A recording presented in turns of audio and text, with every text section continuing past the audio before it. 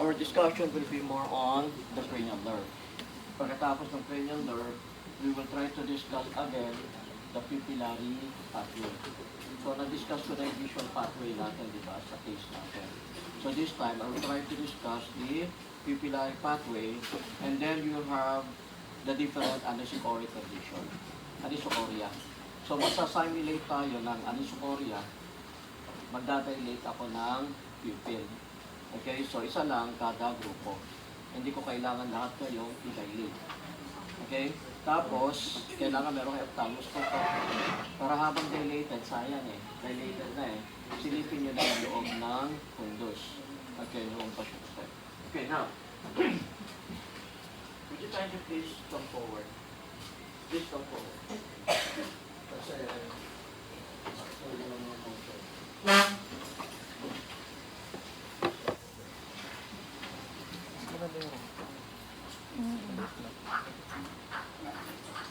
Hindi ba nga iba ang liwanag? Okay. Ito pa. Hindi kasi nasili natin. Online eh. General microbiome. Sige po, Doc. Next time po. Not online. Okay, so, kita nyo ba? Lipo. Doc, bigay mo sa amin yung PPT.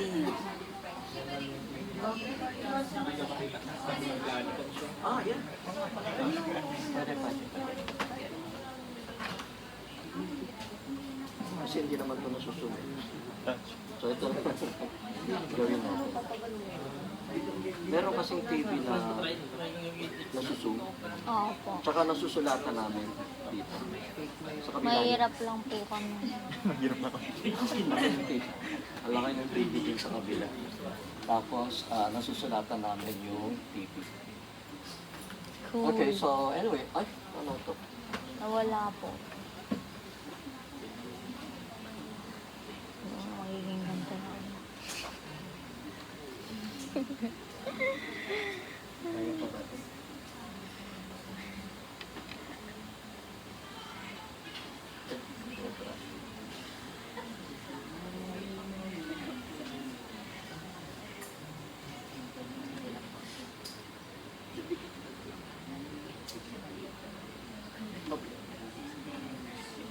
Okay, so we'll discuss muna introduction pertaining now to the nervous system.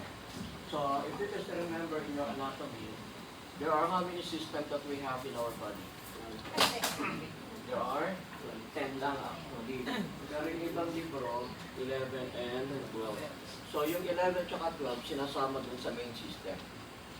Sinasama dun sa main system. Okay? So, example ng sinama dun sa main system will be your lymphatic. You have that lymphatic system. You have that lymphatic. Kasama yun sa cardiovascular system. Okay? Kasi konektado yun sa circulatory system. Okay, so one of the system that we will try to focus this one will be more on the nervous system. Because our subject is really diba? So we will try to cover it again, some cases. Yan, ito naman tayo. Yung critical thinking. Okay, so, pero doon na yun. Kailangan mag-discuss muna ako bago tayo doon sa case presentation. Okay, so our nervous system, as I have said, one of the system are actually, di ba sabi natin, the unit structure of all living things. Diba? All living things are supposed to be cell. Okay? So, the most primitive unicellular organism, amoeba. Okay, amoeba. Diba isang cell lang yun. Pero may vital sign siya. That they are capable of reproduction and respiration. Buhay yun. Diba yung unicellular cell na yun? Primitive yun. Okay? Tapos through evolution, sabi ni Charles Darwin, yung unicellular na amoeba, maging multicellular. Okay? Tapos marami na nag-form doon, hanggang the highest form tayo. Diba? Yung human. Okay? Okay? So human are made up of multicellular. Diba? They are made up of multicellular and the unit structure of course is cell. So, ano ba yung cell? Unit structure, tapos collection of cell will give you the tissue. Collection of tissue will give you the organ. Collection of organ will give you the nerve system. Diba? That makes up the human body. So which means each organ of that system are made up of cell. Diba? They are made up of cell. Okay? So ano pinakamaraming cell na sa isang organ, okay, na bumuohan ng isang organ? Okay, so one of it that belongs now to your nervous system. Nervous system. So how many cells do we have in our body? There are 100 trillions of cells. Dami, no? Trillionary pala tayo. Okay, there are 100 trillion of cells which are present in our body. Okay? So mas mayaman pa tayo. Diba dito sa mga contractor. Kasi trillion. Okay, yung cells natin sa katawan. And out of 100 trillions, 100 billions nandun, okay, sa ating organ in the nervous system. Okay? Kaya ang pinakamarami, marami cells that forms the organ, that will be now our brain. Okay? Konektado yan sa ating nervous, ay konektado yan dun sa ating spinal cord. Okay? And what is this? What is this cell? Ano yung cell na ito? Unit structure ng brain natin, that will be now the neurons. Diba? What's the other term for neurons? Other term for neurons. You call it as nerve cell. Do we have chalk here?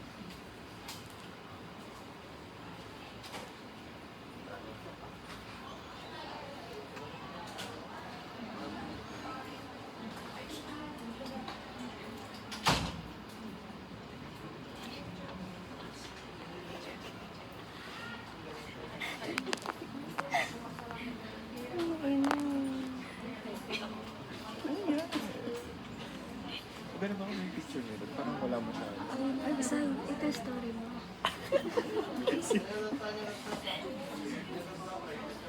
O, story niyo lahat tayo. Minsan niya sa akin. Sa GC na sa GC. Sinend ko yun. Sinend ko. Wait, magkahanap pa ako ng ano na. Kung meron pa.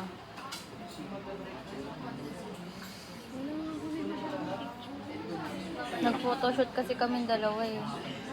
Na para bang magjowa kami. Kayong dalawa lang. Hindi, meron yung kaming mag-or, tapos nag-ano din kaming dalawa. Kaya ako pala din na yung iPhone. Maghanap ako ng hindi ko na maghanap.